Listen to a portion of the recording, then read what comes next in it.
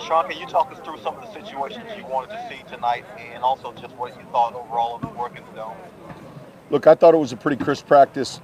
We handled a few things. I mean, from the very beginning, just our pregame stretch and warm-up routine. It's the first time for a number of these guys going through that. But then it was more than just a warm-up. We got situationally a handful of 7-on-7 reps, and then team-wise, we got first and second down, third down, and some red zone work. Kickers and punters got here early just to get a chance to kick and punt. I thought the surface, I think we're further along. There was a couple of years where you come out here and it was a little sticky, a little thick, and I felt tonight was as good as it's been for the first night we've been on it. Every year there's a new surface that's laid down, and I thought tonight was really good. John, you had Janoris Jenkins for the last couple of games at the end of the season last year. With Janoris Jenkins, can you see a difference in him from when you had him at the end of last year to now? Is there some kind of comfort level that sort of helps him? Do you see a difference in him? Yeah, I mean, obviously, I think he's further along in the scheme. That would be fair to say. He's a veteran player, and he's one of those guys that plays with good football instincts. He's got tremendous ball skills. But I think more than anything, just the experience of having been with our team now and now going into his second season. The kickers and the punters got in early to get some work. Let's talk about Will Lutz's development and how he's come along, as a pro. Yeah, look, he's been real steady for us. He's got real good leg strength. We like his get-off times. I think that operation, knock on wood, has been pretty smooth. So I know that he's someone that works just like Thomas does. Spends a lot of time in the off season at his craft, and he's been a real good player for us, and I'm glad we've gotten him, especially at a young age. Sean, did anything dawn on you being in this building tonight that, man, this is what a game is going to feel like with nobody in the stands? And to follow that up, what is your biggest either concern or biggest thing you think you're going to have to make sure you overcome because of that? Well, I think this, Mike, we've been here and practiced here before with no fans. I told the team afterwards, look, I don't know exactly what it's going to feel like on game day. I can't control that. We can't control that. What we can control is our energy and our execution when it comes to playing. Will it be different? Certainly it will be. But I think in a season like this, you spend more time, you try to spend more time on the things that you can control as opposed to the things you can't. So I think that'll be a little bit of getting used to for every team in this league.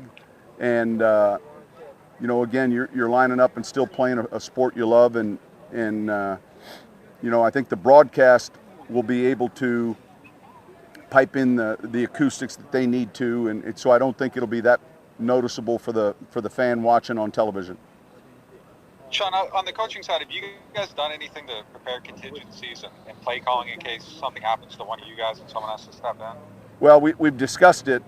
We actually haven't practiced it. Hopefully,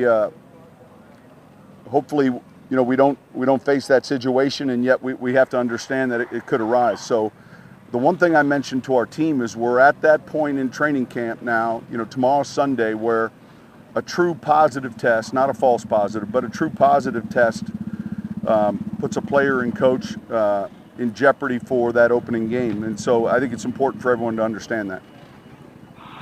Hey, Sean, to follow up on Nick's question, have y'all considered at all how you might deploy your assistant coaches differently just as a precaution during games? All we can do is keep... Yeah, a couple things along that line. First off, with the league protocol, we're going to be limited as to how many we can have in the box relative to the square footage in the box. So we'll have to make an adjustment or two there.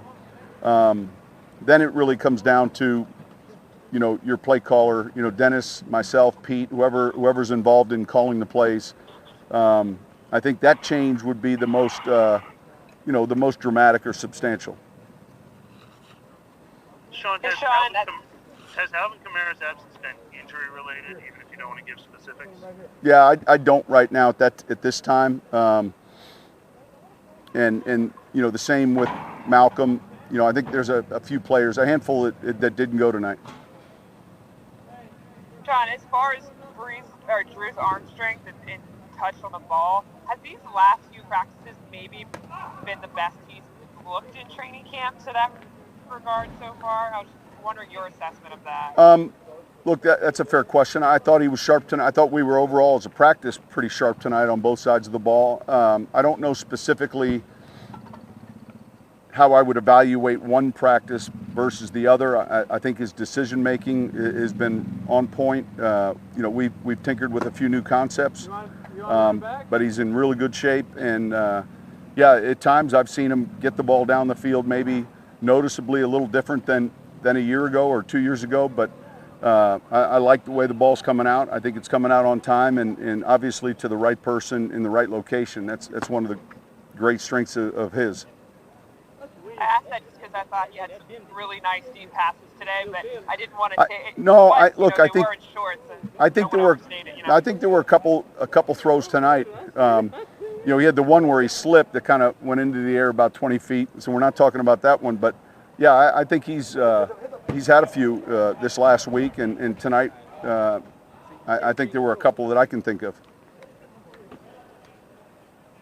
Today's the 15-year anniversary of Hurricane Katrina, and y'all are, practicing in here. Did you reflect on that at all today?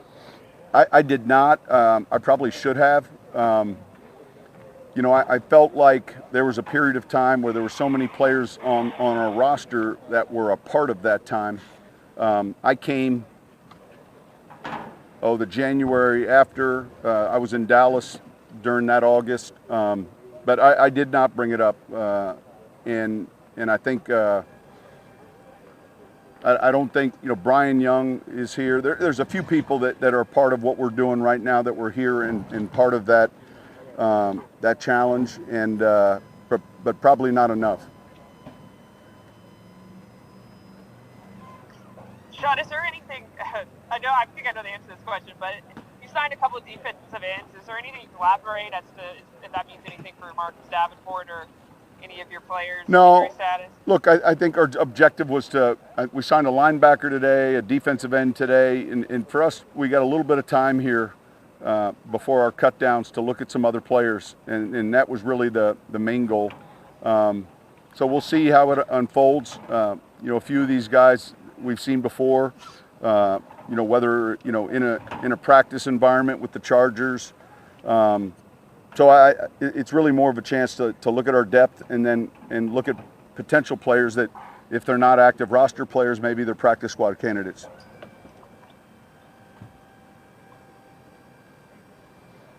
All right, thank you guys.